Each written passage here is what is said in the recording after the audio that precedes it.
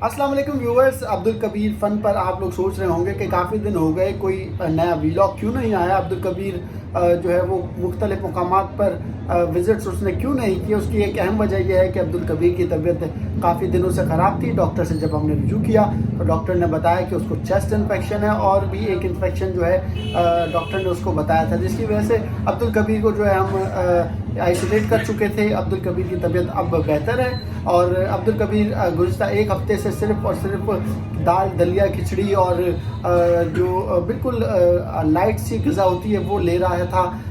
अब जब अब्दुल कबीर को आज डॉक्टर ने कहा है कि भाई अब आप सब कुछ खा सकते हो पी सकते हो, लेकिन जो भी खाना घर का खाना, बाहर का खाना पका हुआ किसी भी किस्म का खाने से डॉक्टर ने अब भी अब्दुल कबीर को मना किया। अब सीन ये हो गया कि अब्दुल कबीर को जैसे ही पता चला कि डॉक्टर ने उसको खाने की इजाज़त दी है तो आज सुबह ही सुबह उसने जो है वो ब्रेकफास्ट में अंडा खाया और अंडा खाने के बाद भाईजान की फरमाइशें जो है वो बढ़ती चली जा रही हैं। अभी थोड़ी देर पहले मेरे पास एक कॉल आई क्योंकि अब्दुल कबीर को उसकी दादी ने कहा कि आप जो है वो कॉल करो, क्योंकि बहुत सारे दिनों से अब्दुल कबीर जो है वो फरमाइश कर रहा था।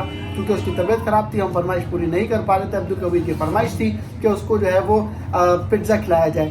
तो अब्दुल कबीर की फरमाइश पूरी करने के लिए जो है एक हमने गेम किया और गेम ये था कि अब्दुल कबीर को जो है वो मेरे ही मोबाइल नंबर पे फ़ोन करके मोबाइल हाथ में पकड़ा दिया जाता था और अब्दुल कबीर किसी पिज़्ज़ा के डिलीवरी बॉय को समझकर वो अपनी सारी फरमाइशें उस कॉल पर जो है वो बता रहा था। वो कॉल क्या थी आइए आपको सुनाते हैं। हेलो अंकल, जल्दी पिज़्ज़ा एक चिकन डाल देना। ठीक है, ओके ठीक है, सही है, एक फ्राई आना, ओके एक बड़ा पिज़्ज़ा आना, ओके बेटा ओके, मैं लेकर आ जाऊंगा। एक एक समोसा लेके आना, सही है, समोसा नहीं आना, अच्छा एक कोल्ड ड्रिंक भी नहीं आना, ठीक है, एक फ्राई भी नहीं आना। कितना ऑर्डर करोगे फिर? ठीक है। अभी आपके पापा आएंगे ना तो मैं उनके साथ भेज दूंगा, ठीक है। ठीक है। या अभी आपके पापा आएंगे ना तो आपके पापा आएंगे तो नहीं, अभी आप हमारे घर पे पहुँचाएगा, बाबा आएंगे तो आपसे लेके आप इधर खड़े हो जाना।